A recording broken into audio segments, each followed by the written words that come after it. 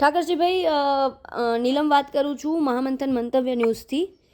જે પ્રકારે અત્યારે છેલ્લા 2 દિવસથી કિંજલબેન રબારીનો જે આખો મુદ્દો ચાલી રહ્યો છે, વિવાદ ચાલી રહ્યો છે, શું અપડેટ છે તેને લઈને?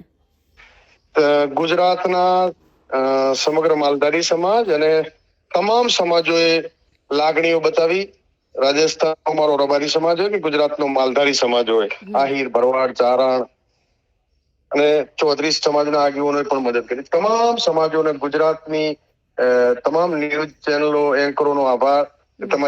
તમે બધાએ આ સમાજની વેદનાને, મા બાપની વેદનાને, પીડાને વ્યક્ત કરી અને સમાજ, સમગ્ર ગુજરાતનો સમાજ એક વાત ઉપર એના સંસ્કારોને એકતા બતાવી અને જેના કારણે દીકરી એ પણ સમાજની માન રાખી અને ઘરે પરત આવી ગઈ છે. દીકરીનો આભાર ને તમારો સૌનો આભાર ને માલધારી સમાજનો કાયમી ઠાકરસિંહ રબારી ઋણી રહેશે કે સમગ્ર માલધારી સમાજે મને ઊંઘ આપી અને મદદ કરવાની જે ભાવના બતાવી હતી એ બદલ રબારી સમાજ, માલધારી સમાજનો ખૂબ ખૂબ આભાર.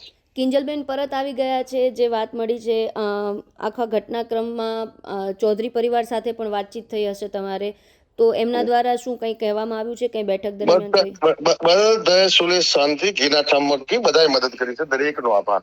ઠાકરસિંહભાઈ, બીજી વસ્તુ એક, કેમ કે લગ્ન થઈ ગયા હતા તો તેના બાદ હવે કઈ રીતે આગળ આ આખા મામલાને લેવામાં આવશે?